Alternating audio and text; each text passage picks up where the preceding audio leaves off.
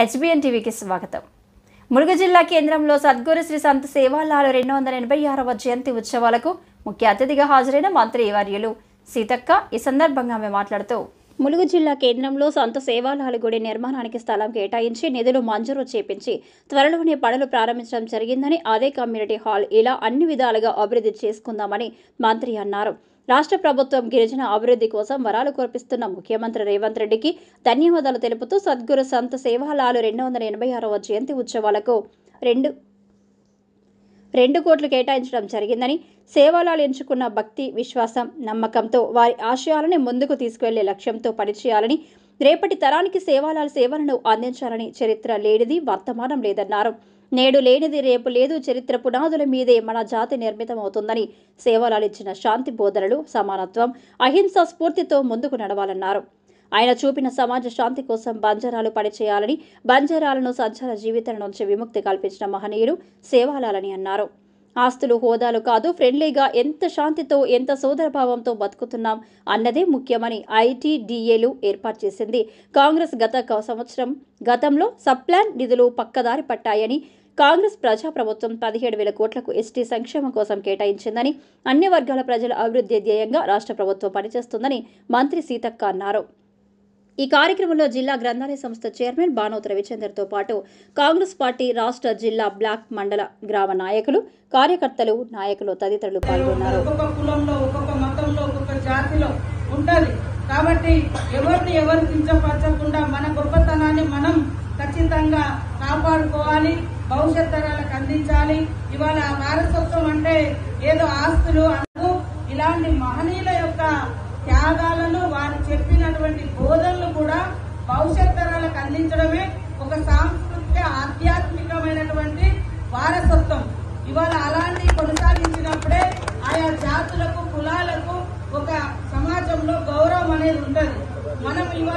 మనం ఎవరమో చెప్పుకునే కంటే మన తాత ముత్తాతల చరిత్ర చెప్పుకోవడం ద్వారా కూడా మనకు ఒక ఘనకీర్తి అనేది దక్కుతుంది, ఆయా జాతులకు ఒక ఘనకీర్తి దక్కుతుంది. ఈ రోజు బంజారా జాతికి దేశమంతా కూడా మరి ఎక్కడ మన ఉమ్మడి ఆంధ్రప్రదేశ్ లో పుట్టినటువంటి శ్రీ సంత్ సేవాలాల్ మహారాజ్ గారి యొక్క మరి జీవితం మరి 10 కోట్ల మంది బంజారా సోదరులు దేశంలో ఉన్న వాళ్ళందరికీ కూడా ఆరాధ్య దైవంగా ఉండడానికి కారణం వారు తీసుకున్నటువంటి గొప్ప నిర్ణయాలు, గొప్ప ఆధ్యాత్మికత, గొప్ప శాంతి మార్గం, ప్రేమ, అహింస, అదే విధంగా మరి జాతి యొక్క, బంజారా జాతి యొక్క ఔన్నత్యాన్ని గొప్పగా కీర్తిస్తూ వారు చేసినటువంటి పూజలు ఈ రోజు దేశంలో ఉన్న వారంతా కూడా గుర్తించుకొని ప్రార్థన చేస్తా ఉన్నారు. కాబట్టి ఖచ్చితంగా ప్రతి జాతికి, ప్రతి కులానికి, ప్రతి మతానికి వారికి ఒక ఆరాధ్య దైవం ఉండాల్సిందే.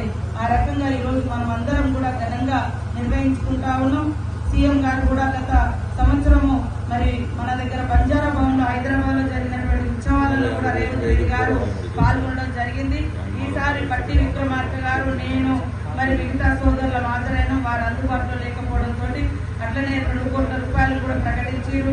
స్పెషల్ లీవ్ కూడా ప్రకటించడం జరిగింది. ఈ ఉత్సవాలను కూడా మరి నిరంతరం జరుపుకునే విధంగా వారు కూడా ప్రోత్సహించడం జరుగుతూ ఉంది. కాబట్టి తప్పకుండా మీకు ఇచ్చిన ఈ 2 మాటలు మళ్ళీ జయంతిలోపు మనం నిర్వహించుకొని అక్కడే పూజలు జరుపుకునే విధంగా పట్టుదలగా నేను పనిచేస్తా. దానికి బాధ్యత మరి చందర్ గారు గాని, మరి మనము శ్రీ సంత సేవాలాల్ మహారాజ్ గారి యొక్క 286వ శత జయంతిని, జన్మదిన ఉత్సవాన్ని అత్యంత ఘనంగా ములుగు నియోజకవర్గ కేంద్రంలో, ములుగు జిల్లా కేంద్రంలో మరి శ్రీ సంత సేవాలాల్ గారి యొక్క జన్మదిన కమిటీ ఆధ్వర్యంలో మరి కమిటీ అధ్యక్షులు మరి జయరామ్ గారు, మరి మన గ్రంథాలయ చైర్మన్ చందర్ గారు, మన మాజీ చైర్మన్ గారు గోవింద్ నాయక్ గారు, మోహన్ లాల్ సార్ గారు, కాలు నాయక్ గారు, మరి ఇక్కడున్నటువంటి సోదరులకు, సోదరిమణులకు అందరికీ కూడా హృదయపూర్వక శుభాకాంక్షలు. పత్రికా మీడియా సోదరులకు అందరికీ వాస్తవానికి అత్యంత ఘనంగా నిర్వహించుకోవడం కోసమే మరి 2 రోజుల నుంచి నేను కూడా ఇవే ఉండడం జరిగింది. అనుకోకుండా మరి కార్యక్రమం రావడంతో ఏఐసిసి నుంచి మాకు